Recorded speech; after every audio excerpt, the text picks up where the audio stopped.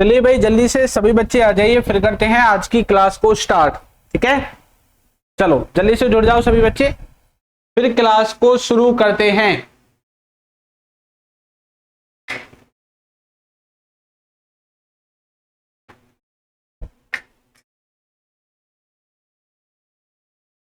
चलिए, good afternoon भाई सभी को।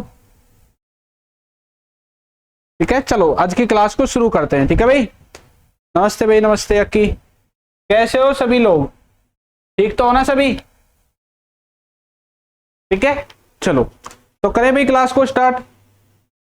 अभी 2-4 बच्चे और आ जाने दीजिए ताकि सब आ जाएं, फिर स्टार्ट करते हैं। फिर बाद में ना कॉन्सेप्ट रह जाता है, बच्चे बोलते हैं कि सर रह गया ये, तो है ना। चलो, तो कल की क्लास में जो हमारी पीछे की क्लास गई थी, हमने उसमें क्या पढ़ा था? हम उसमें सब्जेक्ट वर्ब एग्रीमेंट में मोर देन वाला कॉन्सेप्ट पढ़ रहे थे, है ना। कौन सा पढ़ रहे थे? मोर देन वाला कॉन्सेप्ट पढ़ रहे थे। ठीक है, और जो मोर देन वाला कॉन्सेप्ट था वो हमने खत्म कर लिया था, और अब हम पढ़ रहे थे वन ऑफ द वाला कॉन्सेप्ट। कौन सा? One of the. ऐसे पढ़ रहे थे ना, वन ऑफ द स्टूडेंट्स, तो ये चीज हम पढ़ रहे थे। ठीक है भाई, श्रवण पढ़ ले क्या लिखा हुआ है। आपको मिला है कोई इशारा ऐसा है? आज तक मुझे वो इशारा नहीं मिला जो समझदार के लिए काफी होता है। क्यों भाई, आपको मिला है किसी को इशारा ऐसा जो समझदार के लिए काफी हो? चलो, तो अब हम करते हैं अपने टॉपिक की शुरुआत। ठीक है, जो बीती हुई क्लास थी उसमें मैंने आपको एक कॉन्सेप्ट शुरू करवाया था। वो कॉन्सेप्ट क्या था? वो कॉन्सेप्ट था वन ऑफ द वाला। ये वाला कॉन्सेप्ट हमने शुरू किया था, है ना, लेकिन ये खत्म नहीं हो पाया था क्योंकि आपका जो टाइम है वो खत्म हो गया था वन ऑफ द वाला। अरे ये तो अकेला ही रह गया भाई, धोखा कर रहे हो, हमारे साथ हैं, अकेला ही आज जा रहा है, वहां पे जाएगा पूरा। ठीक है, तो ये जो वन ऑफ द वाला कॉन्सेप्ट है, ये वाला हमने शुरू किया था। ठीक है, और मैंने आपको बताया था जब भी आप ऑफ द लगाओगे तो हम किसकी बात करते हैं? ठीक है, क्या लिख रखा है? घर वालों ने पीट के दिया है सर। अच्छा, तो वन ऑफ द का मतलब क्या होता है कि हम बहुत सारी चीजों में से किसी एक चीज का जब सिलेक्शन करते हैं, पीछे की क्लास में बहुत अच्छे से समझाया है। ठीक है, तो हम क्या बना रहे थे? One of the. अब यहां पे जो भी हम चीज लिखेंगे वो किस में होनी चाहिए? प्लूरल में होनी चाहिए। किस में होनी चाहिए? प्लूरल में। ये चीज मैंने आपको बताई थी ना कि यहां पर जो भी वस्तु होगी, जो भी नाउन होगा, जो भी प्रोनाउन होगा, वो किस में आएगा? किस में आएगा? प्लूरल फॉर्म में आएगा। किस में आएगा? प्लूरल फॉर्म में आएगा। ठीक है, चलो अब ध्यान, यहां पे ध्यान दो, कमेंट बाद में करना। ठीक है, जैसे कि मैंने बोला वन ऑफ द बॉयज। ठीक है, यानी कि बॉयज क्या है? प्लूरल, और उसमें से एक का मुझे सिलेक्शन करना है ना। ये चीज मैंने आपको पीछे क्लास में समझा दी थी। अगर मैं यहाँ पे खाली बॉय लिख देता हूं, अगर मैं खाली बॉय लिख देता हूं तो बॉय कैसा हो जाएगा? अकेला हो जाएगा। जब ये अकेला हो गया तो इसमें से सिलेक्शन क्या करेंगे? जब ये खुद ही एक है तो इसमें से सिलेक्शन होगा ही नहीं, इसलिए हम यहाँ पे क्या लिखते हैं? बॉयज लिखते हैं। क्या लिखते हैं? बॉयज लिखते हैं, यानी कि प्लूरल नाउन का इस्तेमाल करते हैं। दूसरी बात मैंने आपको बताई थी, ये जो लिखा हुआ है ऑफ द, जैसे मैंने यहाँ पे लिख दिया बॉयज। ठीक है, तो ऑफ क्या है? मैं रिवीजन करा रहा हूं पीछे क्लास का। ये ऑफ क्या है? प्रीपोजिशन है, और इसके बाद आने वाला जो भी नाउन प्रोनाउन होगा वो इसका क्या हो जाएगा? ऑब्जेक्ट हो जाएगा। अब इसके सामने यहाँ पे लिखा हुआ है वन, तो ये तो आपस में कैंसिल हो गया क्योंकि भाई इसके हिसाब से तो हम कुछ नहीं कर सकते, ऑब्जेक्ट के हिसाब से तो कुछ होता ही नहीं है। ये प्रीपोजिशन का ऑब्जेक्ट हो गया, तो मतलब इसके हिसाब से तो कुछ लगेगा नहीं, ना हेल्पिंग वर्ब ना वर्ब। तो आगे जो वन है यही हमारा क्या है? यहाँ पे आगे जो वन है यही हमारा क्या होता है? सब्जेक्ट। और इसी के हिसाब से अब ये अकेला है, एक है, तो इसके हिसाब से मुझे यहाँ पे हेल्पिंग वर्ब लगानी पड़ेगी। तो यहाँ पे वर्ब कैसी लगेगी? इसके हिसाब से कैसी वर्ब आनी चाहिए? यहाँ पे आनी चाहिए सिंगुलर वर्ब। कैसी आनी चाहिए? सिंगुलर वर्ब आनी चाहिए, यानी कि हमारा जो सब्जेक्ट है वो सिंगुलर है, तो वर्ब भी हमें कैसी होनी चाहिए? सिंगुलर होनी चाहिए, सिंगुलर फॉर्म में होनी चाहिए। क्लियर है यहां तक सभी को? बिल्कुल तोड़ तोड़ के मैं बता रहा हूं आपको। ठीक है, वेरी गुड, सभी बच्चे बता रहे हैं। चलिए, तो मैं इसको थोड़ा आगे कर देता हूं, ठीक है, ताकि मुझे कमेंट्स वगैरह आपके सब दिखते रहे। ठीक है भाई, चलो, तो ये सब क्लियर है सभी को? चलो ठीक है, तो यहां पे ये चीज क्लियर हुई ना। अब यहां पे एक चीज देखो, ये आपको इस तरह से सेंटेंसेस जो मैंने यहाँ पे लिखे हैं आपको देखने को मिलेंगे, ठीक है, इस तरह के सेंटेंसेस आपको देखने को मिलेंगे। अब ये जो सेंटेंसेस हैं ये मैंने आपको कल की क्लास में जो पीछे की थी आपको प्रैक्टिस भी करवाए थे, एक बार प्रैक्टिस करवाए थे ना इस तरह के सेंटेंसेस लिख के। एक बार फिर से मैं कुछ सेंटेंसेस यहाँ पे लिख देता हूं ताकि आपकी प्रैक्टिस हो जाए। मैंने बोला वन ऑफ द, ठीक है, वन ऑफ द, मैं यहां पे लिख देता हूं कंप्यूटर, ठीक है, वन ऑफ द कंप्यूटर, ठीक है, हैव नॉट वर्किंग, ठीक है। दूसरा सेंटेंस में लिखता हूं वन ऑफ द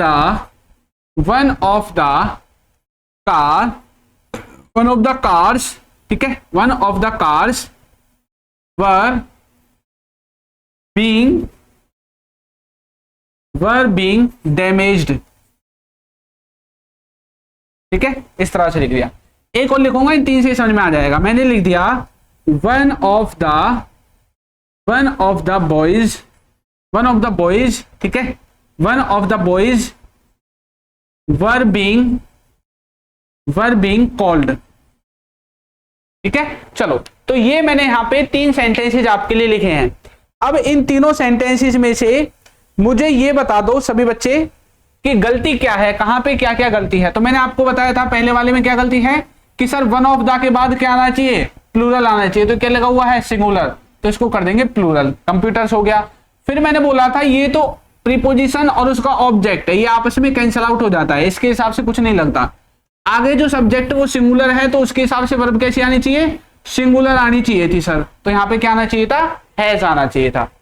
इनमें भी यही कॉन्सेप्ट है, वन ऑफ द लिखा हुआ है, कार्स लिखा हुआ है, यहां तक एकदम ठीक है, लेकिन यहाँ पे वर लिख दिया, वर की तो हमें जरूरत नहीं है, हमें वन के हिसाब से किसकी जरूरत है, सिंगुलर की। तो वर की जगह क्या आना चाहिए, यहाँ पे वाज आना चाहिए, वाज आना चाहिए। ऐसे ही वन ऑफ द बॉयज, ये बिल्कुल ठीक है, लेकिन यहाँ पे फिर से क्या लिख दिया, वर लिख दिया। तो वन के हिसाब से क्या आना चाहिए था, वाज आना चाहिए था। क्या आना चाहिए था, वाज आना चाहिए था, ठीक है। ये बिल्कुल बेसिक चीज है जो मैंने अब आपको बताई है। अब असली कहानी इससे आगे शुरू होगी, असली कहानी इससे आगे शुरू होने वाली है, ठीक है। चलो, सभी बच्चों ने बिल्कुल करेक्ट बताया एकदम, ठीक है। असली कहानी अब यहां से आगे शुरू होने वाली है। देखो, अब आपको किस तरह से चीजें देखने को मिलेंगी। मैं पहले आपको कॉन्सेप्ट समझाऊंगा छोटा सा, फिर आपको फॉर्मूला लिखवाऊंगा। फॉर्मूला उससे पहले नहीं लिखवाऊंगा, पहले कॉन्सेप्ट समझाऊंगा, पहले मैं कॉन्सेप्ट समझाऊंगा आपको, ठीक है। देखो, मैं यहां पे सेंटेंस लिख रहा हूं एक, वन ऑफ द बॉयज, ठीक है। अब यहां पे मैं कुछ गैप दे देता हूं बीच में, या फिर ऐसा करता हूं गैप नहीं देता हूं, one of the boys is being beaten. अब मुझे बता दो कि क्या ये चीज सही लिखी हुई है या गलत है, क्या इसमें कोई गलती है। एक गलती है सर छोटी सी, इसमें कर देते हैं बॉयज। अब इसमें कोई गलती आपको दिख रही है, क्या इसमें किसी बच्चे को कोई गलती दिख रही है, ठीक है। यहां पे कोई गलती नहीं दिख रही है, क्योंकि हमने देखा ऑफ द के बाद प्लूरल आने चाहिए, प्लूरल लगा हुआ है, वन के हिसाब से इज आनी चाहिए, इज लगा हुआ है, यहां पे कोई गलती नहीं है, नहीं है ना कोई भी गलती। अब यहां पे इसका मतलब क्या है, one of the boys is being beaten. जैसे कहीं पे ये बहुत सारे लड़के खड़े हुए हैं, ये मान लीजिए बहुत सारे लड़के हैं, ठीक है, ये बहुत सारे लड़के खड़े हुए हैं, ठीक है भाई। अब क्या हो रहा है कि इन सभी लड़कों में से, आप बोल रहे हो कि इन लड़कों में से किसी एक लड़के को क्या किया जा रहा है, पीटा जा रहा है। इज बीइंग बीटन मतलब पीटा जा रहा है। इन बहुत सारे लड़कों में से एक लड़के को पीटा जा रहा है, ये है इसका मतलब। अब यहां पे क्या होता है, अब वो क्या करेगा, वो एक लड़के के बारे में नहीं, बल्कि यहां पे ये जो लिखे हुए इतने सारे जो लड़के हैं इनके बारे में एक खासियत और बताएगा, और आपको सेंटेंस को बड़ा करके देगा। क्या खासियत बताएगा, इसमें से वो क्या करेगा, ये जो पीछे का हिस्सा लिखा हुआ है, ये जो पीछे का हिस्सा लिखा हुआ है, इसको लेके जाएगा पीछे, इसको लेके जाएगा पीछे, ठीक है, ताकि आप कंफ्यूज हो जाएं, ठीक है, ताकि आप क्या हो जाएं, कंफ्यूज हो जाएं, ऐसे पीछे ले गया, ठीक है। अब यहां पे एक एक्स्ट्रा चीज ऐड करेगा, वन ऑफ द बॉयज, ठीक है। अब यहां पे क्या ऐड करेगा, अब ऐड करेगा हु, ठीक है, हु आर प्लेइंग देयर ऐसे एक चीज और आपको एक छोटा सा फ्रेज या क्लोज जो भी आपको बोलना है वो और आपको ऐड करके देगा और आपको इस तरह से सेंटेंस को बना के देगा। अब यहां पे समझने वाली बात क्या है, समझने वाली बात यह है कि ये वाला जो सब्जेक्ट था, ये वाला, इसकी हेल्पिंग वर्ब देखो कहां पहुंच गई है, इसकी हेल्पिंग वर्ब कहां पहुंच गई है, कहां पहुंच गई है, देखो देख रहे हो ना, यहां से ये कहां चली गई, इतनी दूर चली गई। अब जो बच्चा कॉन्सेप्ट नहीं सीखेगा, जो बच्चा हमारी क्लास नहीं ज्वाइन कर रहा है ना, तो उसको तो पता ही नहीं चलेगा भाई ये इज कहां से आ गया, वो सोचेगा देयर के हिसाब से इज आ गया होगा, है ना, या यहां से किसी चीज को पकड़ लेगा, उसके दिमाग में नहीं आएगा कि ये वन है भैया, इज का असली जो कारण है ये वन है। अब आगे देखो, अब आगे देखो क्या होगा, ठीक है। अब यहाँ पे ये ऑफ द बॉयज तो बिल्कुल ठीक लगा हुआ है, उसने यहाँ पे एक्स्ट्रा शब्द ऐड किया हु का मतलब होता है जो, वैसे तो कौन होता है इसका मतलब, लेकिन यहां पे इसका मतलब जो निकलेगा। One of the boys who are playing there, वहां पे जो लोग खेल रहे थे उनमें से एक लड़का इज बीइंग बीटन, उसको क्या किया जा रहा है, पीटा जा रहा है। उनमें से जो लड़के वहां पे खेल रहे थे एक लड़के को पीटा जा रहा है, ये इसकी हिंदी है, लेकिन आपको हिंदी से कोई लेना देना नहीं है, ठीक है।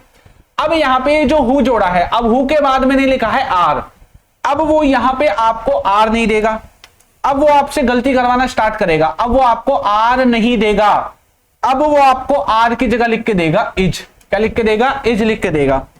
और यहां पे जो इज लिखा हुआ है, अब इसको भी आपसे गलती करवाएगा, और यहां पे इसकी जगह क्या लिख के देगा, इसकी जगह क्या लिख के देगा, यहां पे इसकी जगह आपको लिख के देगा आर, क्या लिख के देगा आर, और कुछ भी लिख सकता है आगे पीछे, आर वार जो भी उसको लिखना है वो अपने हिसाब से अपना दिमाग लगा के बनाएगा।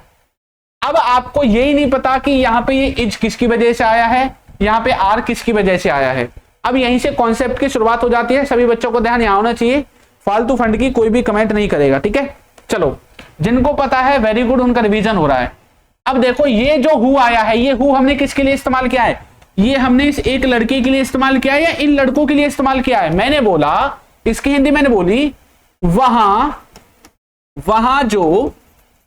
जो लड़के खेल रहे हैं, ठीक है, उनमें से एक को पीटा जा रहा है, उनमें से एक को पीटा जा रहा है। भाई वहां जो लड़के खेल रहे हैं ना, उनमें से एक को पीटा जा रहा है। अच्छा एक बात बताओ, मैंने बोला है वहां जो लड़के खेल रहे हैं उनमें से, अच्छा ये एक लड़के के बारे में बात कर रहा है या उनमें, या उन सभी लड़कों के बारे में बात कर रहा है, उन सभी लड़कों के बारे में बात कर रहा है। भाई वहां जितने भी लड़के खेल रहे हैं उनमें से एक को पीटा जा रहा है, उनमें से, उनमें किसके लिए इस्तेमाल हो, इनके लिए, इनमें से एक को पीटा जा रहा है, तो उनमें किसके लिए इस्तेमाल हुआ है, इन सभी लड़कों के लिए। ये जो हु इस्तेमाल हुआ है किसके लिए हुआ है, सभी लड़कों के लिए इस्तेमाल हुआ है, सभी लड़कों को पीटा जा रहा है, किसके लिए इस्तेमाल हुआ है, सभी के लिए। तो ये हु हमने किसके लिए इस्तेमाल किया, बॉयज के लिए इस्तेमाल किया। अब यहां पे आपको एक बात याद रखनी है, यहीं से कॉन्सेप्ट शुरू होगा आपका अब, ठीक है। इन फालतू फंड की चीजों को मैं यहां से हटा रहा हूं, ये क्योंकि काम की नहीं है, जगह दे दे मेरा बात की, ठीक है। चलो अब यहीं से एक चीज की शुरुआत हो जाती है, वो चीज क्या है, इसको भी मैं थोड़ा नीचे लिख रहा हूं भाई, ठीक है। चलो ये जो आपका हु है, ये जो हु है ये क्या है, हु क्या है, इसको बोलते हैं रिलेटिव प्रोनाउन। क्या बोलते हैं, रिलेटिव प्रोनाउन, ठीक है। क्या बोलते हैं इसको, रिलेटिव प्रोनाउन बोलते हैं। अब आगे से इसको मैं शॉर्ट फॉर्म में लिखूंगा आरपी, क्या लिखूंगा, आरपी लिखूंगा, क्योंकि इतना बड़ा मेरे बस की नहीं है बार बार लिखना, मैं आरपी लिखूंगा, आगे से याद रखना रिलेटिव प्रोनाउन। अब ये जो हु आया है, ये हु आया किसके लिए है, बॉयज के लिए आया है, ठीक है, ये बॉयज के बारे में बता रहा है। इसका मतलब अब ये जो इज हमने लगाया है, ये इज तो आया है हु के लिए, तो भाई ये जो इज है ये इज में ये सिंगुलर लगेगा प्लूरल, कल को यहाँ पे हैज या हैव में से लिखना पड़े तो मैं सिंगुलर लगाऊं या प्लूरल, मैं हैज लगाऊं या हैव, ये कहां से डिसाइड करेंगे, ये डिसाइड करेंगे कि ये जो हु किसके लिए आ रहा है, बॉयज के लिए, तो ये इज भी इसके लिए ही आएगा, किसके लिए आएगा, इसके लिए आएगा, ठीक है। ये इज भी इसके लिए आएगा, ये हु भी इसके लिए आ रहा है, तो ये डिसाइड करेगा कि आगे क्या आने वाला है, इसके हिसाब से यहाँ पे हमें लिखना पड़ेगा। क्यों, क्योंकि भाई यही तो है, इसी के लिए तो हम हु को इस्तेमाल कर रहे हैं। इसको बोलते हैं एंटीसीडेंट, क्या बोलते हैं, एंटीसीडेंट बोलते हैं। हु का एंटीसीडेंट क्या है, बॉयज है। आगे से अगर मैं इस शब्द को इस्तेमाल करूं तो समझ जाना एंटीसीडेंट जो मैं बोल रहा हूं ये किसके लिए बोल रहा हूं, ये हु का एंटीसीडेंट क्या बोलते हैं, एंटीसीडेंट कौन है, ये बॉयज है। मेरे भी जीव लड़खड़ा दी भाई आपने बार बार बुलवा के। चलो कोई नहीं, ठीक है, तो समझ में आ गया। तो यहाँ पे ये इज किसके लिए आया है, बॉयज के लिए, तो इसका मतलब यहाँ पे क्या नहीं होना चाहिए, इज नहीं होना चाहिए। क्या नहीं होना चाहिए, इज नहीं होना चाहिए। तो इज को यहां से हटाएंगे, इसके लिए क्या आना चाहिए, आर आना चाहिए, ठीक है। तो ये जो है ना, इसने एक अलग से यहाँ पे ये अलग से एक छोटा सा क्लॉज इसने जोड़ दिया है, ये अलग से, ठीक है, येलो कलर में। और ये जो वन है इसके लिए अभी भी यहाँ पे पीछे आएगा, अभी भी इसके लिए पीछे यहाँ पे आर की जगह क्या आना चाहिए, इज आना चाहिए। क्या आना चाहिए, इज।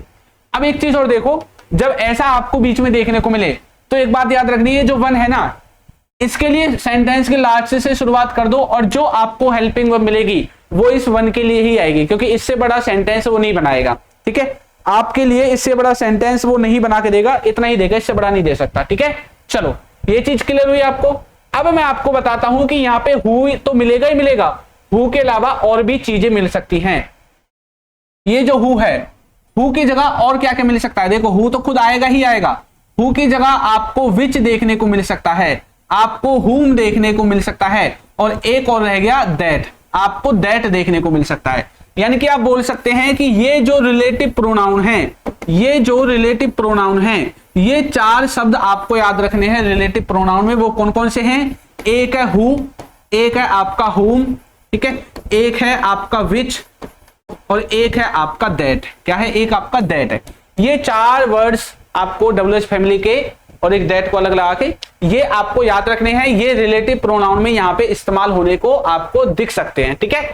यहां तक सभी को क्लियर, एक बार मुझे बता दो सबको क्लियर है तो हम आगे बढ़ते हैं, क्योंकि कॉन्सेप्ट ऐसा है दिमाग में, अगर इसको गौर से नहीं देखा तो दिमाग में आएगा नहीं जल्दी से, ठीक है। और साथ के साथ नोट्स बना लेना। जिस बच्चे को ये समझ में नहीं आ रहा है कि कैसे कैसे, तो अपनी कॉपी में लिख लिया करो कि भाई यहाँ पे एक एग्जांपल लिख के लिख लिया करो कि ये हु को हम लिख रहे हैं किसके हिसाब से, बॉयज के हिसाब से लिख रहे हैं, और हु के सामने जो हेल्पिंग वर्ब होगी वो हम बॉयज के हिसाब से लगाएंगे। इस तरह से अपने कॉपी में जो बच्चे नोट्स बना रहे हैं लिख लेना, ठीक है।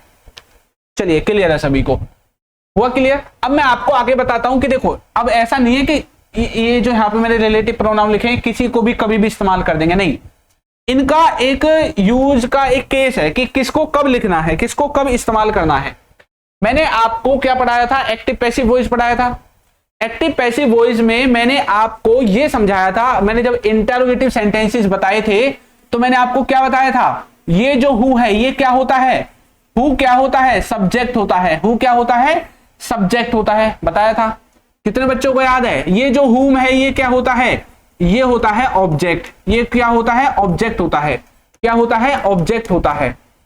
पहले इन दोनों को क्लियर कराऊंगा, सबको याद है ना। चलो अब यहां पे अगर ये सब्जेक्ट है, अगर ये सब्जेक्ट है तो इसकी हेल्पिंग वर्ब जरूर होगी। तो इसका मतलब क्या है कि इसकी अगर हु लिखा होगा तो इसकी हेल्पिंग वर्ब जरूर जरूर सेंटेंस में होगी। अगर ये हु आया है तो इसकी हेल्पिंग वर्ब जरूर सेंटेंस में होगी। यहां पे देखो मैंने अगर हु लिखा है तो इसकी हेल्पिंग वर्ब इसके आगे मुझे जरूर देखने को मिलेगी। इससे भी गलती देगा, अभी आपको दिखाऊंगा गलती, ठीक है। अगर हुम होगा तो इसके साथ हेल्पिंग वर्ब नहीं आएगी। इसके साथ क्या नहीं आएगी, हेल्पिंग वर्ब नहीं आएगी अगर हुम, क्योंकि हुम तो ऑब्जेक्ट है। अबे ऑब्जेक्ट की कोई हेल्पिंग वर्ब लगाता है क्या, है मैंने सिखाया है कि अब तक आपको नहीं सिखाया। ऑब्जेक्ट की हेल्पिंग वर्ब नहीं आती है, ठीक है, ऑब्जेक्ट की हेल्पिंग वर्ब नहीं आएगी। अब देखो आपको एरर कैसे मिलेगा, एरर देखो कैसे मिलेगा। मैंने बोला वन ऑफ द, या फिर जरूरी नहीं है यहां पे दा देखने को मिले। मैंने आपको बताया था यहां पे पजेसिव एडजेक्टिव भी मिल सकता है। मैं बोल सकता हूं वन ऑफ माई फ्रेंड्स, ठीक है, वन ऑफ माई फ्रेंड्स, ठीक है। अब यहां पे आपको एरर कैसे मिलेगा देखने को, मुझे बताना क्या आना चाहिए, ठीक है। Is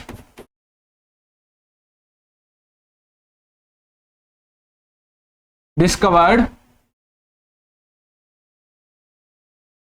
is at my home. बताओ इस सेंटेंस में मैं हु का इस्तेमाल करूंगा या हुम का इस्तेमाल करूंगा। अगर मैं आपको दोनों लिख के दे दूं, अब वो आपको एरर कैसे देगा, वो आपको इसको हटा के दे देगा, ऐसे देगा, ऐसे आपको एरर मिलेगा। अब सेंटेंस में इतना जो है एरर आपको मिलने वाला है, समझ में आ गया, ऐसे एरर आपको मिलेगा। अब सेंटेंस में इनसे एरर कैसे आएगा, अब वो भैया थोड़ा चालू हो गया है तो वो आपको इस तरह से एरर देने वाला है, ठीक है। चलो अब आपको पता चल गया। आपको सेंटेंस में ये भी देखना है कि कहीं आगे हेल्पिंग वर्ब तो नहीं लगी हुई है। अगर हेल्पिंग वर्ब लगी हुई है, दोनों केस हो सकते हैं, आपको ये चेक करना है कि यहाँ ऑब्जेक्ट की जरूरत है, सब्जेक्ट की जरूरत है। अगर यहाँ सब्जेक्ट की जरूरत है तो हम हुम को काट के हु लिखेंगे। क्या लिखेंगे? हु लिखेंगे। लेकिन अगर हमें ऑब्जेक्ट की जरूरत है तो हमें ये भी काटना पड़ सकता है। अगर ऑब्जेक्ट की जरूरत है तो ये भी काटना पड़ सकता है। अगर सब्जेक्ट की जरूरत है तो हुम को काट के फिर हम हु भी लिख सकते हैं। ये मैं आपको आगे प्रैक्टिस कराऊंगा, तब आपको और अच्छे समझ में आएगा। ठीक है, ठीक है भाई। चलो एक सेंटेंस और मैं आपको देता हूं। देखो एक सेंटेंस और मैं आपको देता हूं। मैंने बोला वन ऑफ हिज फ्रेंड्स, ठीक है,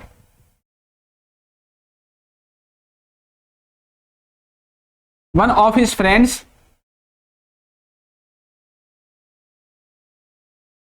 whom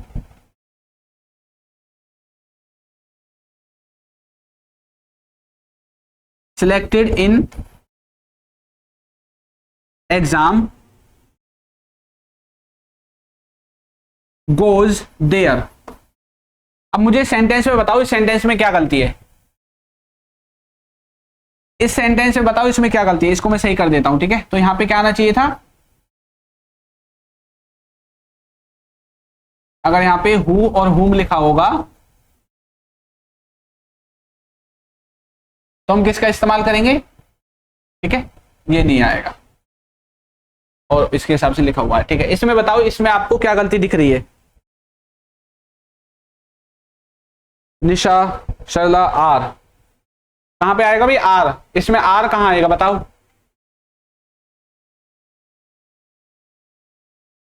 इसमें आर कहां पे आएगा बताओ? आर कहां पे आएगा इसमें? पूरा सेंटेंस बना के दिखाओ मुझे, इसमें क्या गलती दिख रही है आपको? देखो आपको मैं इसलिए करा रहा हूं ऐसे सेंटेंस क्योंकि इनमें गलती होती है सब बच्चों से। देखो देखो देखो, वन जो है, वन मैंने बोला था इसकी जो हेल्पिंग वर्ब है वो आपको पीछे मिलेगी। पीछे से चलते चालू हो जाओ। यहां पे कहीं पे हमें कुछ नहीं दिखाई दे रहा। यहां पे हमें एक चीज दिखाई दी है, वर्ब। ये वर्ब किसके लिए आई है? ये वर्ब आई है इसके लिए, इसके लिए। इसको सिंगुलर वर्ब चाहिए थी, अब जरूर नहीं है, आपको हर बार हेल्पिंग वर्ब भी मिलेगी।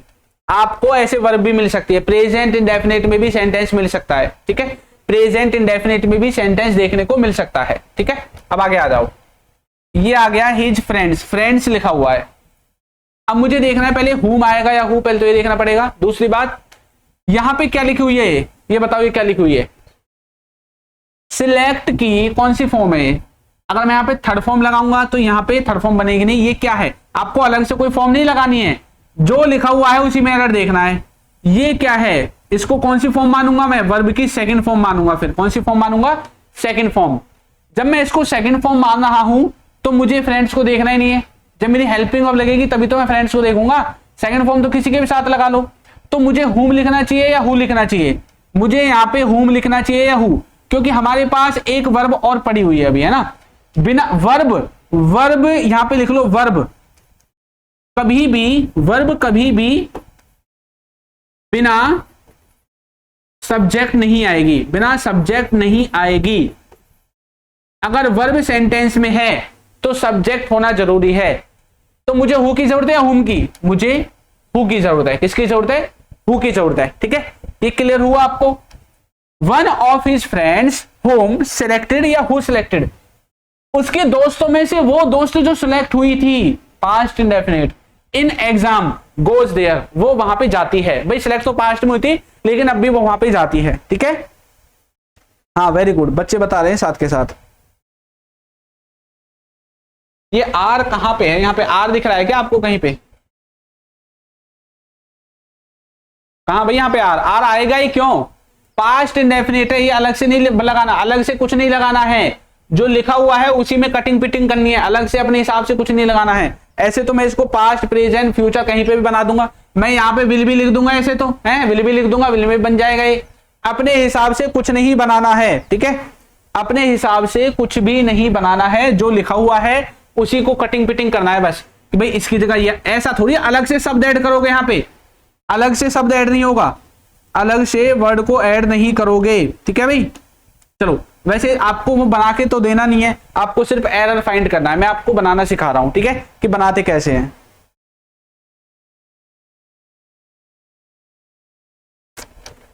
भाई कौन सा फ्रेंड वाला समझाऊं, दोनों ही फ्रेंड वाले हैं, कौन सा समझाऊं बताओ, ये समझाऊं, इसको नाम दे देते हैं फर्स्ट, इसको नाम दे देते हैं सेकंड, बताओ कौन सा समझाऊं, सेकंड वाला या फर्स्ट वाला, फर्स्ट वाला समझाऊं या सेकंड वाला समझाऊं बताओ।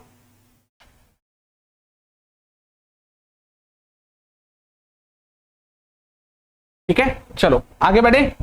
अब यही चीज जो मैंने आपको समझाई है ना, यही चीज मैंने यहां पे लिख रखी है, और यही चीज आपको जब आप नोट्स बनाओगे ऐसे आपको लिखनी है, ठीक है। चलो देखो क्या लिखा हुआ है, रिलेटिव प्रोनाउन कौन कौन से होते हैं, ये वाले आपके रिलेटिव प्रोनाउन होते हैं, कौन से होते हैं, रिलेटिव प्रोनाउन होते हैं। कैसे बना रहे थे हम सेंटेंस, ये जो वन ऑफ लिखा हुआ है, इसकी जो वर्ब मिलेगी वो कहां मिलेगी, सबसे पीछे देखने को मिलेगी, सबसे पीछे तो मिले देखने को, और उसके बाद यहां पे कुछ भी आपको देखने को मिल सकता है, वन ऑफ द आ सकता है, वन ऑफ माई आ सकता है, उसके बाद प्लूरल नाउन आता है, ऑफ द के बाद प्लूरल नाउन देखने को मिलता है, उसके बाद आपको रिलेटिव प्रोनाउन देखने को मिलेगा, ठीक है। और ये जो रिलेटिव प्रोनाउन की जो वर्ब है वो तुरंत उसके बाद लगेगी, लेकिन ये रिलेटिव प्रोनाउन लगेगा किसके हिसाब से, ये जो पीछे प्लूरल नाउन लगा हुआ है इसके हिसाब से हम इसको लगाते हैं, ठीक है। चलिए ये जो सेकंड वाला है ना, सेकंड वाला ये मुझे पता है बच्चों को कंफ्यूज कर रहा है, क्यों, देखो इस सेंटेंस में देखो, ये जो सब्जेक्ट है ये सब्जेक्ट है, ठीक है, ये सब्जेक्ट है, पहले इसकी वर्ब ढूंढो, मैंने बोला था सेंटेंस में पीछे से चालू कर दो, मुझे कहीं भी इल्जाम मार तो दिखाई नहीं दिया। अब वन जो है ना, वन, ये वन क्या है, वन क्या है, ये सिंगुलर है, क्या है, सिंगुलर, सिंगुलर में भी कौन सा सिंगुलर है, थर्ड पर्सन का सिंगुलर है, कौन सा सिंगुलर है, थर्ड पर्सन का सिंगुलर है, तो थर्ड पर्सन का सिंगुलर है, यानी कि इसको किसकी तरह कंसीडर करेंगे, इसको हम उसी की जगह कंसीडर करेंगे, जैसे ही सी इट होता है ना, उसी की तरह वन को भी हम कंसीडर करेंगे। तो जो ही सी इट के साथ लगेगा वो ही वन के साथ लगेगा, तो ही सी इट के साथ तो गोज लग जाएगा प्रेजेंट इंडेफिनिट में। अगर मैं इस सेंटेंस को ऐसे लिख दूं, अगर मैं ऐसे लिख दूं ही गोज देयर, तो क्या सेंटेंस गलत है, नहीं है। अगर मैं यहां पे ही को हटा के, अगर मैं यहां से ही को हटा के यहां पे लिख दूं वन, अब क्या ये सेंटेंस गलत नहीं है, तो इसकी वर्ब कहां पे है, इसकी वर्ब है ये पीछे, ये अलग से जोड़ा हुआ है उसने, ये अलग से जोड़ा हुआ है, ये अलग से जुड़ा हुआ है। हु सिलेक्टेड इन एग्जाम, इसकी फ्रेंड्स में से एक फ्रेंड जो एग्जाम में सिलेक्ट हुई थी वो वहां जाती है, ठीक है, ये है इसका मीनिंग। ये जो हुम और हु है, ये सिलेक्टेड क्या है, सिलेक्ट की सेकंड फॉर्म आई हुई है। जब भी हुम आएगा यहाँ पे कोई भी वर्ब की ना पहली फॉर्म मिलेगी, ना दूसरी, ना तीसरी, ना कोई हेल्पिंग वर्ब मिलेगी यहाँ पे। जब भी हुम आएगा इनमें से कुछ नहीं मिलेगा यहाँ पे। अब यहाँ पे हु लिखना पड़ेगा हमें, क्यों, क्योंकि वर्ब लिखी हुई है, हमें ऑब्जेक्ट की जरूरत नहीं, हमें किसकी जरूरत है, सब्जेक्ट की जरूरत है। एक बार जब वीडियो को दोबारा देखोगे तो क्लियर हो जाएगा, ठीक है। चलो ये चीज क्लियर हुई आपको। अब इसी का पूरा फॉर्मूला मैंने बना के लिख रखा है, ठीक है, इसी का पूरा फॉर्मूला मैंने यहाँ पे बना के लिख रखा है। देखो सबसे पहले नॉर्मल, जिसमें रिलेटिव प्रोनाउन नहीं है, वन ऑफ द आया है, ठीक है, यहाँ पे द लिख सकते हैं, वन ऑफ द, इसके हिसाब से यहाँ पे प्लूरल नाउन आ जाएगी आपकी, ठीक है। और ये जो सिंगुलर वर्ब लगी हुई है किसके लगी हुई है, ये वन के लिए लगी हुई है, ठीक है, ये पहला हो गया। दूसरा जो रिलेटिव प्रोनाउन वाला था उसको देखो, वन ऑफ लिखा हुआ है, यहाँ पे जो लिखा हुआ है यहाँ पे दा भी आ सकता है, इनमें से कोई भी आ सकता है, ठीक है, दा हो गया, दीज हो गया, दोज हो गया, माई हो गया, इनमें से कोई भी आ सकता है। उसके बाद इसके बाद प्लूरल नाउन आती है, आप जानते हैं। फिर आपको रिलेटिव प्रोनाउन देखने को मिलेगा, ठीक है, ये जो रिलेटिव प्रोनाउन है इसकी वर्ब इसके तुरंत बाद आपको देखने को मिलेगी, और ये जो रिलेटिव प्रोनाउन है ये पीछे वाली नाउन के हिसाब से लगेगा। यही चीज यहाँ पे लिखी हुई है, ठीक है। चलो तो यहाँ पे जब आप नोट्स बनाओगे तो इस तरह से इस चीज को भी आपको लिखना है, ठीक है, ताकि आपको इनका एक्चुअल नाम भी पता रहे कि इनका एक्चुअल नाम क्या है। अब मैं आपको एक बात ये बताने वाला हूं कि अभी जो मैंने हु और हुम आपको बताया था उसमें से कौन सी चीज आपको किसके साथ इस्तेमाल करनी है, ठीक है, ये चीज यहाँ पे लिखी हुई है, गौर से देखो। ये जो हु और हुम है ये सिर्फ किसी पर्सन के लिए इस्तेमाल करोगे, यानी कि वुमेन्स के लिए, ठीक है, लड़का के लिए, लड़की के लिए, मेल के लिए, फीमेल के लिए, यानी कि मनुष्यों के लिए यूज करोगे। किसके लिए, मनुष्यों के लिए, जो आपके सजीव हैं, जो ह्यूमंस हैं उनके लिए इस्तेमाल करोगे सिर्फ, ठीक है, ह्यूमंस के लिए। और इनके अलावा जो आपका बच जाता है विच को आप एनिमल्स का अगर जिक्र हो रहा है, बर्ड्स का जिक्र हो रहा है, या कोई भी नॉन लिविंग थिंग्स है यानी कि निर्जीव चीज है, उसके लिए आप किसको इस्तेमाल करोगे, विच को इस्तेमाल करोगे। ठीक है, दैट का इस्तेमाल कहां पे होता है? देखो दैट का इस्तेमाल वैसे तो इन दोनों के लिए कर सकते हैं कि भाई यहां पे भी दैट लगा सकते हैं, यहां पे भी ठीक है, लिविंग थिंग्स और नॉन लिविंग थिंग्स दोनों के लिए कर सकते हैं, लेकिन कुछ स्पेशल चीजें हैं जहां पे दैट आएगा ही आएगा, फिर वहां पे ये दोनों चीजें नहीं आ सकती। वो कौन कौन सी हैं? After the superlative degree, superlative degree जब भी आएगी तब आप किसका इस्तेमाल करोगे? आप दैट का इस्तेमाल करोगे। द सेम लिखा होगा सेंटेंस में, द फ्यू लिखा होगा, द लिटिल लिखा होगा, तब भी आप किसका इस्तेमाल करोगे? आप दैट का इस्तेमाल करोगे। द ओनली लिखा होगा, द फर्स्ट लिखा होगा, द लास्ट, द फ्यू, ये चीजें जब लिखी होंगी तब 100% आपका दैट ही आएगा। क्या आएगा? दैट आएगा। सेंटेंस में समथिंग लिखा हुआ है, एनीथिंग लिखा हुआ है, नथिंग लिखा हुआ है, एवरीथिंग लिखा हुआ है, इस तरह की चीजें लिखी हुई हैं, इन केस में, इस केस में 100% दैट आएगा, 100% दैट आएगा, दैट आएगा। ठीक है, दैट आएगा। बाकी दैट को नॉर्मल केसेस में आप इनके साथ भी लगा सकते हैं, इनके साथ भी लगा सकते हैं, कोई दिक्कत नहीं है, दोनों में लग जाएगा। ठीक है, पर अगर ये है तो 100% आपको दैट का ही इस्तेमाल करना है। ये चीज क्लियर हुई? अब मैं आपको थोड़ा सा प्रैक्टिस के लिए लिखवा देता हूं। देखो, अगर मैंने लिखा है गर्ल्स, अगर मैंने लिखा है गर्ल्स, मैंने लिख दिया टॉयज, ठीक है, मैंने लिख दिया डॉग, क्या लिख दिया? डॉग लिख दिया, मैंने लिख दिया चेयर, मैंने लिख दिया बर्ड्स, मैंने लिख दिया the same day, the same day. ठीक है, मैंने लिख दिया हिज फादर। ठीक है, तो मुझे बताओ किसके साथ क्या आना चाहिए? गर्ल्स क्या है भाई? वुमेन है। ठीक है, तो इसके लिए क्या आना चाहिए? इसके लिए हु और हुम में से किसी का भी इस्तेमाल हम कर सकते हैं। ठीक है, हु और हुम का इस्तेमाल हो जाएगा। तो इस क्या है? निर्जीव वस्तु है, तो इसके लिए क्या इस्तेमाल करेंगे? विच का इस्तेमाल करेंगे। निर्जीव वस्तु के लिए विच, हम चाहे तो दैट भी लगा सकते हैं, विच और दैट दोनों लगा सकते हैं। ठीक है, डॉग क्या है? मैंने बोला था जब डॉग्स आएगा यानी कि एनिमल्स आएंगे, बर्ड्स आएंगी और नॉन लिविंग थिंग्स आएंगी, तो आपको उसके लिए भी विच का इस्तेमाल ही करना है और आप दैट का इस्तेमाल भी कर सकते हैं।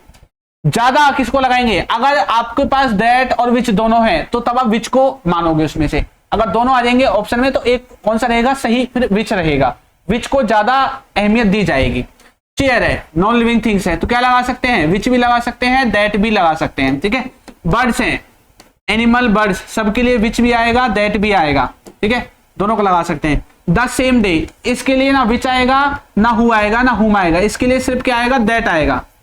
ठीक है, हिज फादर क्या है? वुमेन्स की बात हो रही है, मनुष्यों की बात हो रही है, तो यहां पे क्या आ सकता है? हु आ सकता है और हुम आ सकता है। क्या आ सकता है? हु आ सकता है और हुम आ सकता है। अब वो गलती कैसे देगा? पीछे लिख देगा डॉग, आगे लगा देगा हु, पीछे लिख देगा चेयर और आगे लगा देगा हुम, कुछ भी आपको ऐसे एरर दे सकता है इन चीजों में। ठीक है, तो यहां पे ये जो है, यहां पे मैं लिख देता हूं, अगर कौन सी भाषा लिख दी मैंने, अगर वाक्य में दैट और विच, दैट और विच दोनों हैं,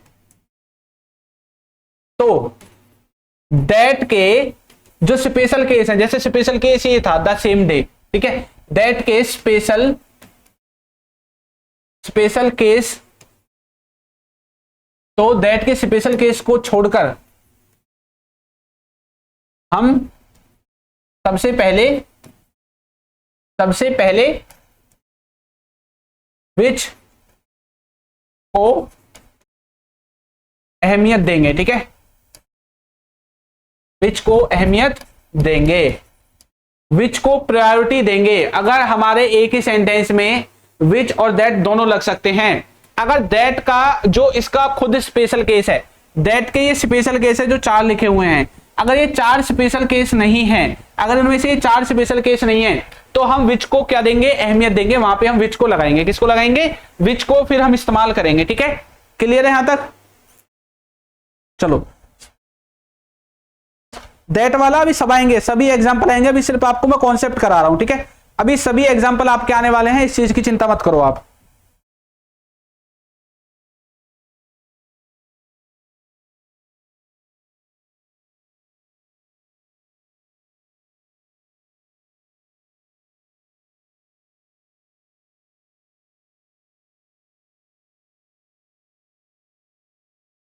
ठीक है भाई, चलो यहां तक सबको क्लियर है, बुद्धि में बात बैठ गई है। मैं आपको आगे इसके एग्जांपल दिखाता हूं कुछ, ठीक है। देखो यहाँ पे बहुत सारे एग्जांपल्स आपके लिए लेकर आया हूं, आज इसी की प्रैक्टिस होगी पूरी क्लास में बस, क्योंकि ये थोड़ा ऐसा टॉपिक है एक बार में समझ में नहीं आएगा, दोनों मिक्स हैं, ठीक है, रिलेटिव प्रोनाउन वाले भी और नॉर्मल वाले भी। तो देखते हैं पहले कहां पे कौन सी गलती है, कौन सा ठीक है।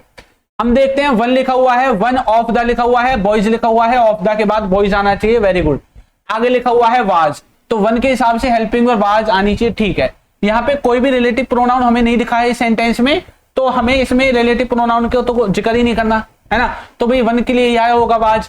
आगे पुनिश्ड बाय हिज फादर, ठीक लिखा हुआ है। आगे देखो यहाँ पे लिखा हुआ है वन, ऑफ द के बाद प्लेयर्स आया है, वेरी गुड, प्लूरल नाउन है, फिर हैज आया है, यानी कि वन के बाद हैज आया है, ये भी बिल्कुल ठीक है। आगे देखो वन ऑफ द बुक्स, यहाँ पे ऑफ द के बाद बुक्स आया है, एकदम ठीक है।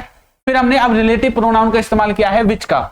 विच का इस्तेमाल किसके लिए करते हैं, एनिमल्स के लिए, बर्ड्स के लिए और निर्जीव वस्तुओं के लिए। तो विच कैसी है, निर्जीव वस्तु है, तो इसका मतलब हम यहाँ पे विच का इस्तेमाल कर सकते हैं बुक्स के लिए।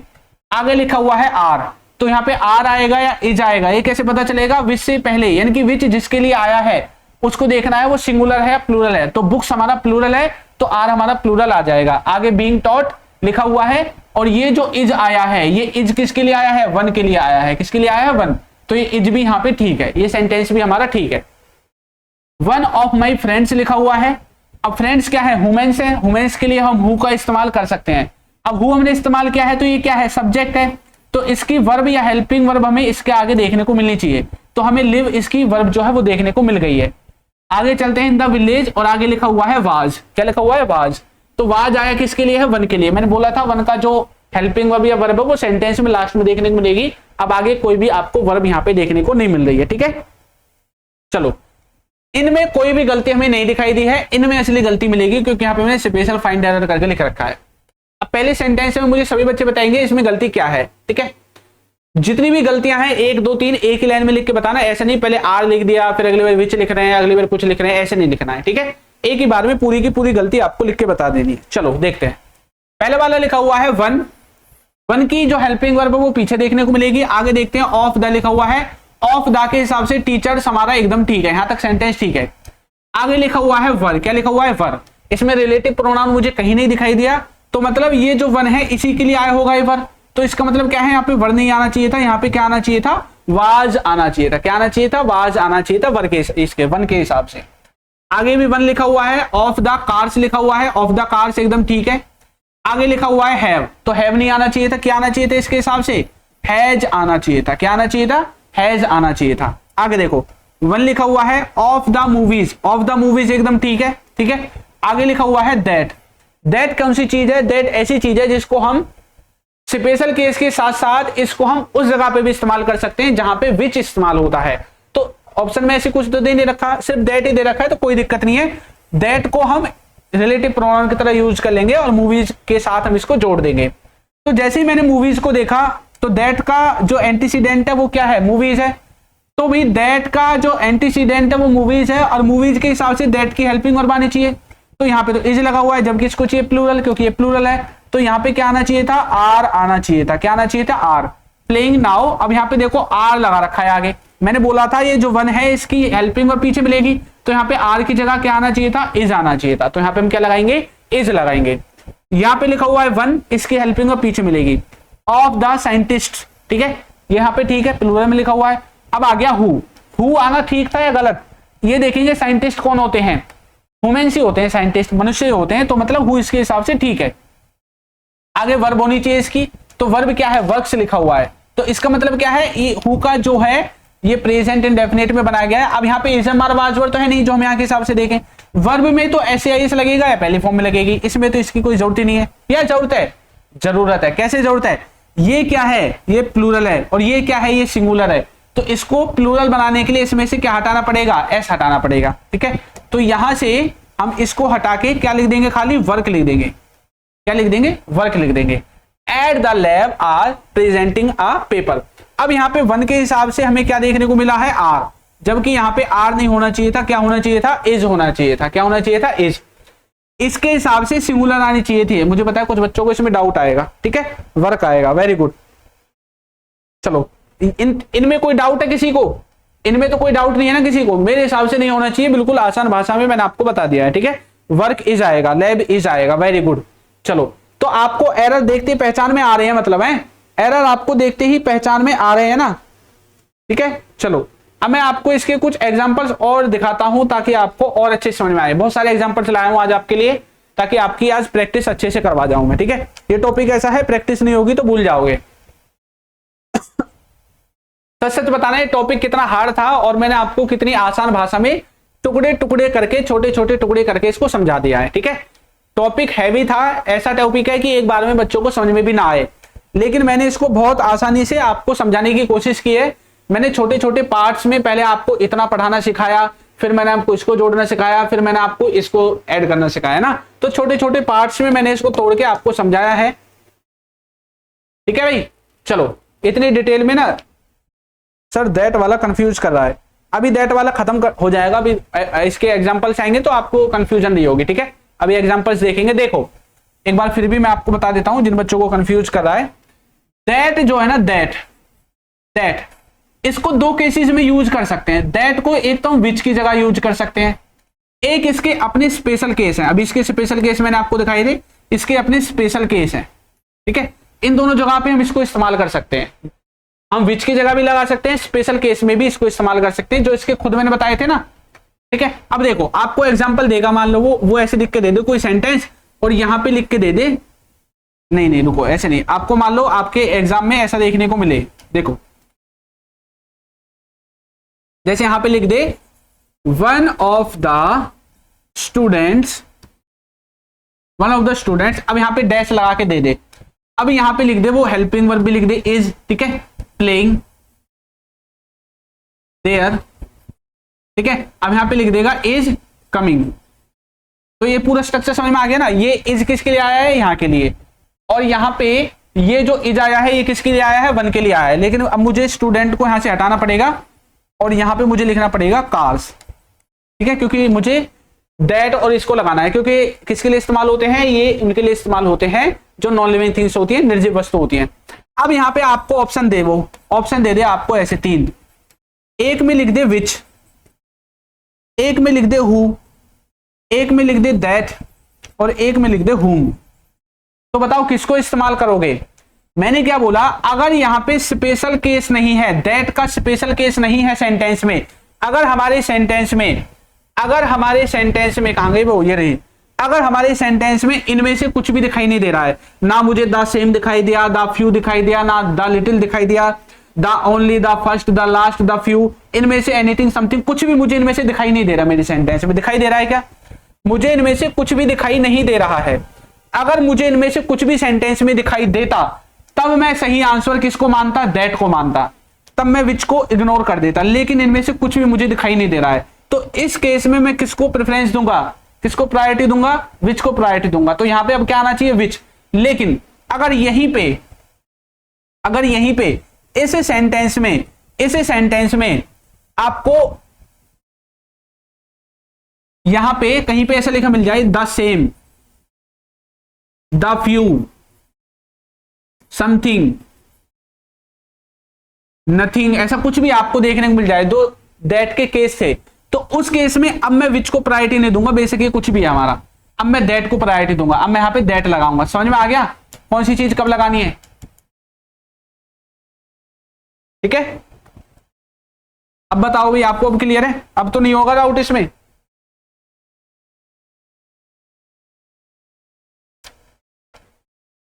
ये कौन थे भाई अभी इसमें, बताओ भाई। अब जो बच्चा कहां थे, खुबीब खान भाई, खुबीब अब बताओ, तो नहीं हो रहा इसमें, हो गया क्लियर। चलो ठीक है, क्लियर ही होना चाहिए, ठीक है। चलो अब बताओ, इसमें हम एरर देखेंगे कहां कहां पे कौन कौन सा एरर है, ठीक है। चलो किसी बच्चे को कोई भी डाउट आता है तो मुझे पूछ सकते हो आप, ठीक है, आपका तभी के तभी क्लियर हो जाएगा। देखो यहां पे हम पहले वन को देखेंगे, ठीक है, वन को देखेंगे, अलग है ये तो, ऑफ द स्टूडेंट्स होना चाहिए, ऑफ द स्टूडेंट्स लिखा हुआ है, आगे लिखा हुआ है विच, तो स्टूडेंट तो ह्यूमन है और विच इसके लिए आ नहीं सकता। विच क्या है, विच निर्जीव वस्तु के लिए आता है, बर्ड्स के लिए, एनिमल्स के लिए आता है, तो विच नहीं आएगा। क्या आना चाहिए यहाँ पे, हु आना चाहिए। क्या आना चाहिए, हु।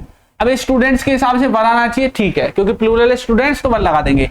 लेट यस्टरडे, अब मुझे एक बात बताओ, यहाँ पे क्या लिखा हुआ है, यस्टरडे लिखा हुआ है, क्या लिखा हुआ है, यस्टरडे। मैंने टेंस पढ़ाए थे, तो टाइमिंग वर्ड्स किसका है, ये पास्ट इंडेफिनिट का। तो अगर मैं यहाँ पे वर्ड लगा दूंगा तो क्या मुझे सेंटेंस पास्ट इंडेफिनिट का देखने को मिलेगा, नहीं मिलेगा। या तो मुझे यस्टरडे हटाना पड़ेगा, इसका मतलब मैं यस्टरडे को नहीं हटाऊंगा यहाँ से, या फिर मुझे यहाँ से कुछ ना कुछ ये वर्ब को गायब करना पड़ेगा। मुझे यहाँ पे सेकंड फॉर्म चाहिए, क्या चाहिए, सेकंड फॉर्म चाहिए, मुझे यहाँ पे सेकंड फॉर्म चाहिए। अगर मैं वर्ब को लगा के रखूंगा तो ये तो कॉन्टिन्यूअस बन गया, फिर यस्टरडे नहीं आएगा इसमें, सही बोल रहा हूं ना। तो या तो मैं इसमें से वर्ब को हटाऊंगा और यहाँ पे सेकंड फॉर्म कर दूंगा, लेट की लेटेड कर दूंगा, ये एरर है इसमें, ठीक है। चलो, तो यहाँ पे हु आएगा और यहाँ पे लेट की आप सेकंड फॉर्म लगाओगे, ठीक है, क्योंकि यस्टरडे लिखा हुआ है। टेंस जिस बच्चे ने पढ़े हैं वही आगे की चीजों को समझ पाएगा अच्छे से। जो टेंस को भूल गया, अब मैं यहाँ पे दोबारा टेंस तो नहीं बताऊंगा, प्रेज पास्ट इंडेफिनिट टेंस की पहचान दोबारा तो बताने नहीं आऊंगा मैं आपको, ठीक है। चलो आगे देखो, वन लिखा हुआ है। अच्छा, ये जो वन है, one of the students which were, मुझे लगता है इस सेंटेंस में कुछ गड़बड़ है ना। गड़बड़ कैसे है, गड़बड़ ऐसे है, ये जो है ना, ये जो वन लिखा हुआ है इसकी वर्ब कहीं पे दिख नहीं रही है। वर्ब दिख रही है इसको कहीं पे, वन की वर्ब किसी को दिख रही है यहाँ पे? आप बोले जा रहे हो सबके सब, मुझे बताओ यहाँ पे जो पहला वाला सेंटेंस है इसमें वन की वर्ब कहीं पे दिख रही है?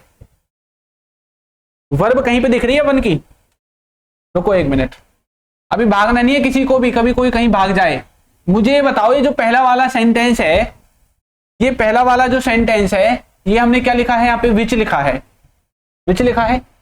अब मुझे बताओ ये जो विच मैंने यहाँ पे लिख रखा है, विच जो लिख रखा है, ये विच यहाँ पे सब्जेक्ट है ऑब्जेक्ट है? विच जो है वो सब्जेक्ट का काम भी करता है, ऑब्जेक्ट का काम भी करता है। विच अपने आप में ही सब्जेक्ट भी है, ऑब्जेक्ट भी है, ठीक है। अब मुझे बताओ पहले तो ये जो वन है इसकी हेल्पिंग वर्ब कहां है इस सेंटेंस में? ये जो वन है इसकी हेल्पिंग वर्ब कहां है? बताओ कहां पे है वन की हेल्पिंग वर्ब, कहां पे है जल्दी बताओ। पहला वाला सेंटेंस, अभी पहले वाले को सोल्व करो पहले, आगे मत बढ़ो। मुझे वन की हेल्पिंग वर्ब कहां है? वन की तो हेल्पिंग वर्ब जरूर आएगी या वर्ब आएगी। यस्टरडे तो वर्ब हो नहीं सकती, यस्टरडे से तो पहले आते हैं थोड़ा सा। अब हमें देखने को मिल गया लेट, लेट वर्ब हो सकती है, तो हो सकता है कि ये वर्ब किसकी हो? इसकी वर्ब हो। ये किसकी हो? इसकी हो, ठीक है, इसकी वर्ब हो। अब यहाँ पे फिर ये वर्ब किसके लिए आया है? ये सब्जेक्ट है या ऑब्जेक्ट है? ये वर्ब किसके लिए आया है? इसका मतलब क्या है कि ऑब्जेक्ट की तरह काम कर रहा है, क्योंकि यहाँ पे ये जो वर्ब है अगर कहीं पे हेल्पिंग वर्ब लिखी हुई है जैसे ही इज, तो क्या हम इतना ही छोड़ देते हैं इसको? नहीं, इसके सामने कुछ ना कुछ लिखते हैं, है ना, लिखते हैं, कुछ नहीं लिखते, इसके सामने कुछ लिखते हैं, नहीं लिखते हैं, लिखते हैं। इसका मतलब क्या है कि यहाँ पे गलती क्या हो सकती है कि हो सकता है कि इसको हम देखो सब्जेक्ट ऑब्जेक्ट दोनों तरह इस्तेमाल करते हैं, तो हो सकता है कि इसको हम ऑब्जेक्ट की तरह इस्तेमाल कर रहे हो, तो हो सकता है इसमें वर्ब की हमें जरूरत ना पड़े। वर्ब को हम इस तरह से भी काट सकते हैं, ठीक है।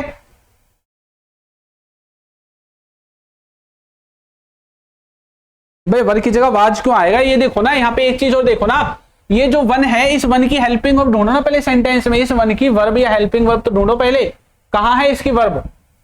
इसकी वर्ब ये है लेट। अब यहाँ पे अगर हम वर्ब को डायरेक्ट नॉर्मल वैसे ही लगा देंगे तो भाई फिर तो इसकी हमें वर्ब की फॉर्म भी चाहिए। यहाँ पे कुछ भी हम लगाते हैं तो वर्ब की फॉर्म चाहिए, नहीं चाहिए? चाहिए ना। तो इसका मतलब हो सकता है कि ये क्या है? ऑब्जेक्ट है। ये सब्जेक्ट भी होता है, ऑब्जेक्ट भी अपने आप में। तो इसका मतलब क्या है कि ये अब ऑब्जेक्ट की तरह काम कर रहा है, हमें वर्ब की भी जरूरत इसमें नहीं थी। तो इसमें एक ही एरर था, वर्ब वाला, ठीक है। तो यहाँ पे वर्ब नहीं आएगा, ठीक है। चलो, ऑब्जेक्ट की तरह काम कर रहा है। अब देखो नेक्स्ट क्या लिखा हुआ है? One of the teachers, teachers लिखा हुआ है, ऑफ द के बाद एकदम ठीक है, whom। अब यहाँ पे whom आ गया, क्या आ गया? whom आ गया। whom क्या होता है? ऑब्जेक्ट। अब इसके सामने यहाँ पे क्या लगा रखी है? वर्ब लगा रखी है। टीच क्या है? वर्ब है। टीच क्या है? वर्ब है। अभी ऑब्जेक्ट ये है तो ऑब्जेक्ट को तो वर्ब चाहिए ही नहीं। इसका मतलब क्या है कि ये वर्ब किसकी हो सकती है? वन की हो सकती है, वन की हो सकती है। तो वन की यहाँ पे टीच लिखा हुआ है। अब ये टीच तो होगा नहीं क्योंकि वन थर्ड पर्सन सिंगुलर है, तो यहाँ पे टीच को एस या ईएस में बदल देंगे, टीचेस बन जाएगा, है। अब यहाँ पे ये क्या है? ऑब्जेक्ट है। ऑब्जेक्ट को तो ना वर्ब की जरूरत है ना हेल्पिंग वर्ब की जरूरत है, किसी की जरूरत नहीं है। तो इस सेंटेंस में यही गलती थी कि यहाँ पे टीचेस आना चाहिए था, ठीक है। ये हमारा क्या है? ऑब्जेक्ट है। आगे देखो, वन लिखा हुआ है, ऑफ द बॉयज लिखा हुआ है, ऑफ द बॉयज एकदम ठीक है। अब यहाँ पे लिखा हुआ है विच। एक बात बताओ, बॉयज के साथ कभी विच आता है? नहीं आएगा। विच, ये बॉयज क्या है? वुमेन्स हैं। तो पहली बात तो यहाँ पे क्या आना चाहिए था? हु आना चाहिए था। विच की जगह क्या आना चाहिए था? हु। आगे अब हु है तो वर्ब होनी चाहिए, तो प्ले लगी हुई है। Cricket very good. अब मुझे एक बात और बताओ, यहाँ पे वन की हेल्पिंग वर्ब कहाँ गई, इस सेंटेंस में से वन की जो हेल्पिंग वर्ब है वो हमने कहाँ भगा दी। इसका मतलब क्या है, यहाँ पे गलती क्या हो रही है, गलती क्या हो रही है, गलती ये हो रही है कि अब यहाँ पे ये हु भी नहीं आएगा, क्या आना चाहिए था, अब यहाँ पे आना चाहिए था हुम, क्या आना चाहिए था हुम। और ये जो प्ले वर्ब है ये किसकी है, ये वन की है, तो यहाँ पे प्ले की जगह क्या आना चाहिए था, प्लेस आना चाहिए था। एक ही सेंटेंस में वर्ब की भी गलती मिल रही है और रिलेटिव प्रोनाउन की भी गलती हमें देखने को मिल रही है। ठीक है, ये आप ऐसे करोगे। ठीक है भाई, कौन सा आ गया, लिविंग थिंग्स, ये गलती तो है, विच कहाँ आएगा यहाँ पे, जब तो मैंने गलत बताया है इसको। ठीक है, तो एक ही सेंटेंस में आपको मिल क्या रहा है, एक ही सेंटेंस में ये जो रिलेटिव प्रोनाउन है, ये जो रिलेटिव प्रोनाउन है इसकी भी गलती मिल रही है, साथ में हेल्पिंग वर्ब की भी गलती मिल रही है। एक ही सेंटेंस में हेल्पिंग वर्ब या वर्ब दोनों की गलती आपको देखने को मिल रही है। ठीक है, और देखो आगे, पहले ना एक काम किया करो आप, अगर आपको यहां से गड़बड़ हो रही है ना, एक काम किया करो, ये जो वन लिखा हुआ है ना आगे वन, इसकी वर्ब जरूर मिलेगी, चाहे ये बीच में देखो ये तो चेंजेबल है, यहाँ पे इसको सब्जेक्ट ऑब्जेक्ट बना सकते हैं हम, लेकिन ये तो फिक्स है भैया, इसकी वर्ब तो हमें चाहिए ही चाहिए, वन की वर्ब हमें देखने को मिलनी ही चाहिए। तो वन की वर्ब पहले ढूंढ लिया करो जहां पे है, अब उसके बाद चेक कर लिया करो कि क्या यहाँ पे कोई और वर्ब बची हुई है, अगर बची हुई है तो इसको सब्जेक्ट या ऑब्जेक्ट बना दो और इसके हिसाब से जो भी है वो लगा दो। पहले हम वन की वर्ब देखेंगे, वन की वर्ब हमें कहीं दिख रही है, सर दिख रही है, रही आर एक वर्ब लगी हुई है पीछे से, तो इसका मतलब क्या है कि इस वन की वर्ब ये है, तो आर नहीं होना चाहिए, यहाँ पे क्या होना चाहिए, इज होना चाहिए। अब हमारा इसका फंडा खत्म हो गया।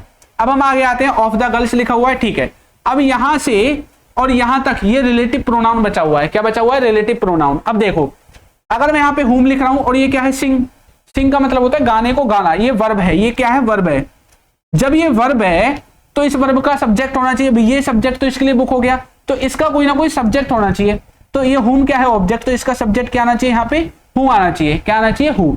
और यहाँ पे गर्ल्स है प्लूरल, तो सिंग सही है, सिंग्स नहीं आएगा, तो यहाँ पे सिंग ही सही है। इसका मतलब इस सेंटेंस में क्या गलती है, एक तो यहाँ पे हु आना चाहिए और यहाँ पे आपका इज आना चाहिए। ठीक है, एक तो हु आना चाहिए और एक इज आना चाहिए।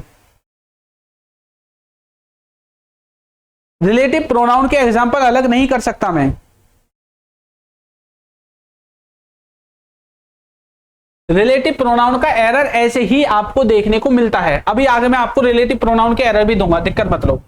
ये आपको क्लियर हुआ। अब मैं आगे जो आपको दिखाने वाला हूं ना, वो चीज आपकी एक ही बार में ठीक हो जाएगी। इसमें बताओ, इसमें क्या आना चाहिए, one of the teachers who dash very strict teaches us English. इसमें बताओ मैं क्या लिखूं, ये जो फिल इन द ब्लैंक्स है, इस हु के बाद मुझे क्या लिखना चाहिए, ये तो सबको पता है, तो ये अलग से मैं आपको करवा के क्या कराऊंगा बताओ, ये तो मैंने आपको बता ही दिया कि यहाँ पे जो भी हेल्पिंग वर्ब होगी वो इसके हिसाब से आएगी, है ना। अब पहले मुझे देखना है कि वन के हिसाब से यहाँ पे टीचर्स लिखा हुआ है, मतलब ये ठीक है, इसका मतलब ये जो हु है ये रिलेटिव प्रोनाउन में सब्जेक्ट की तरह काम कर रहा है, और टीचर्स जो है ये जो लिखा हुआ है इसके हिसाब से यहाँ पे प्लूरल आनी चाहिए। तो यहाँ पे प्लूरल कौन सी है, इज प्लूरल है क्या, वाज प्लूरल है क्या, वर और आर दोनों प्लूरल मिल गई भाई, वर और आर दोनों प्लूरल है। लेकिन यहाँ पे टेंस कौन सा चल रहा है, ये किस में लगता है, सब्जेक्ट प्लस वर्ब की पहली फॉर्म में एस, कौन सा टेंस है, प्रेजेंट। तो ये टेंस कौन सा होना चाहिए, प्रेजेंट ही होना चाहिए। तो ऐसे एरर भी देखने को मिल जाता है, तो यहाँ पे क्या आना चाहिए, आर आपका आना चाहिए। ठीक है,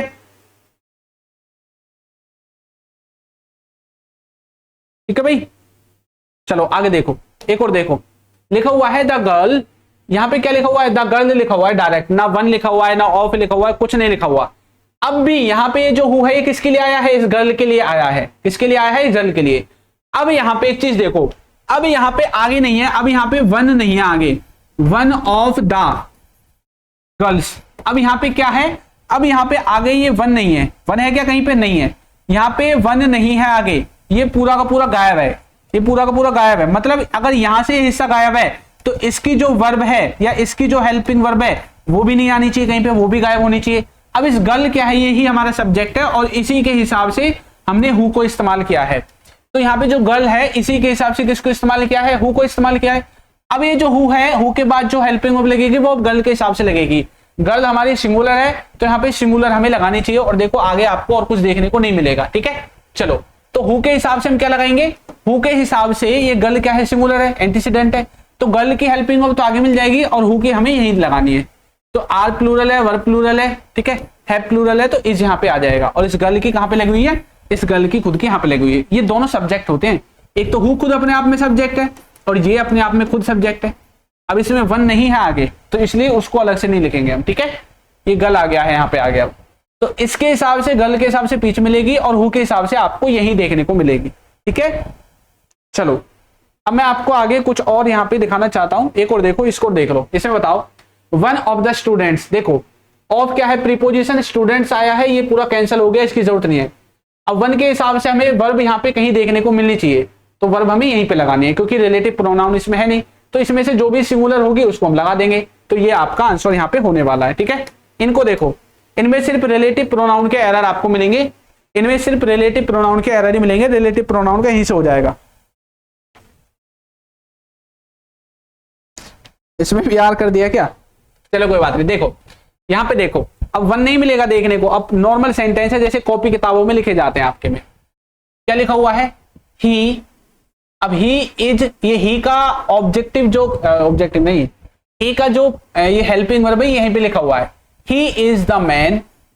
ये जो द मैन लिखा हुआ है इसके हिसाब से किसके लिए आया है, विच के लिए, विच जो है ये द मैन के लिए आया है।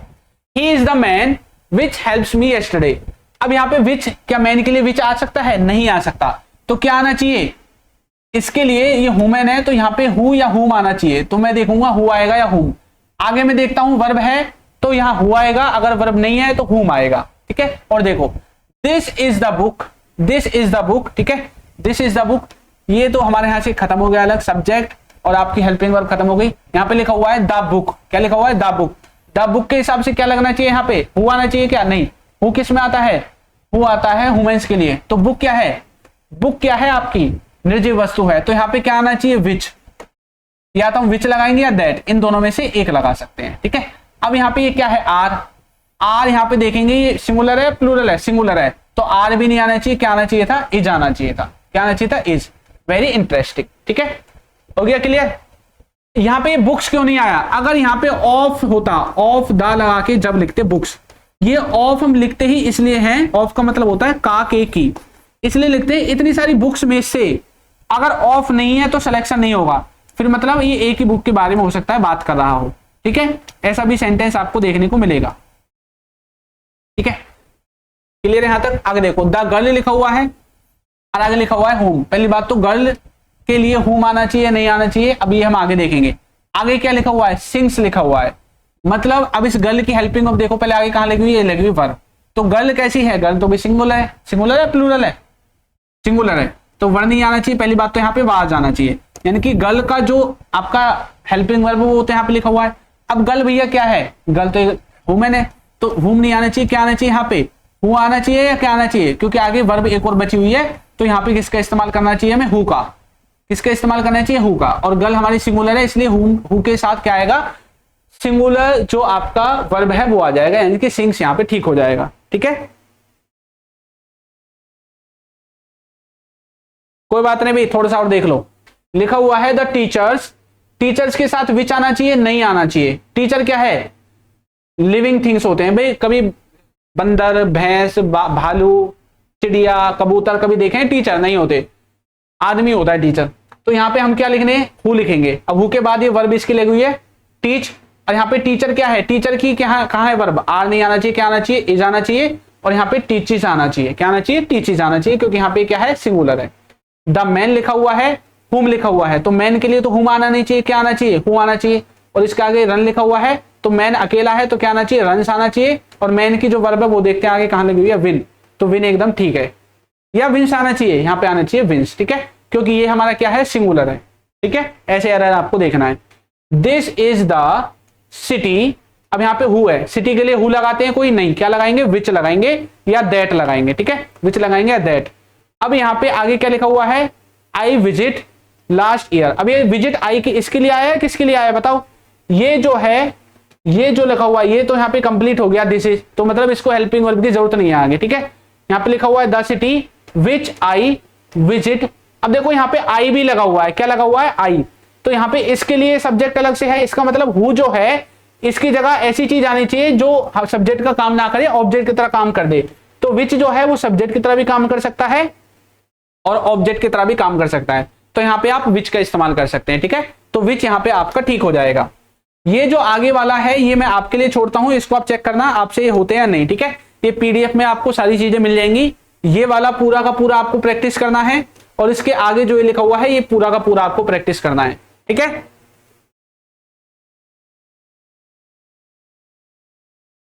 ठीक है भाई। हाँ, ये पूरे के पूरे आपको प्रैक्टिस करने हैं। मैंने आपको सारी चीजें कम से कम 15-20 एग्जाम्पल से समझा दी हैं। ठीक है, इनमें से अगर आपको कोई गलती होती है तो आप कल की क्लास में आके पूछ सकते हैं। ठीक है, कल की क्लास में सबसे पहले अगर कोई गलती होगी तो मैं आपको बता दूंगा। ठीक है भाई, देखो ये जो है ना, कुछ ऐसे शब्द है, कौन है, अक्की, कुछ ऐसे शब्द हैं जो वर्ब की तरह भी देखने को मिलेंगे, आपको एडवर्ब एडजेक्टिव की तरह देखने को मिलेंगे, है ना।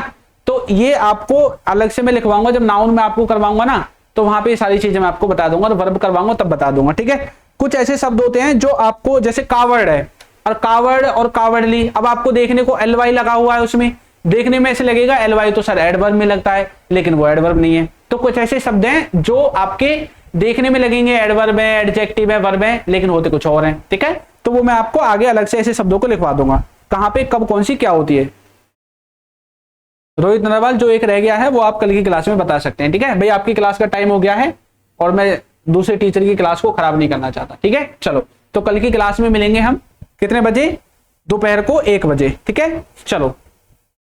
तो भाई ये जो टॉपिक मैंने पढ़ाया है ना, आज इसको प्रैक्टिस जरूर करके आना, इसको नहीं कर पाओगे तो कल कुछ भी समझ में नहीं आएगा फिर। ठीक है, अब से आपका ये लगा लो थोड़ा सा हैवी जो ग्रामर है वो चालू हो गया है। अब तक आप मौज ले रहे थे, लेकिन अब आपका हैवी हो गया है, बिना रिवीजन के कुछ नहीं हो सकता। ठीक है, चलिए, तो नई क्लास में मिलेंगे नए टॉपिक के साथ। तब तक के लिए टाटा, बाय बाय।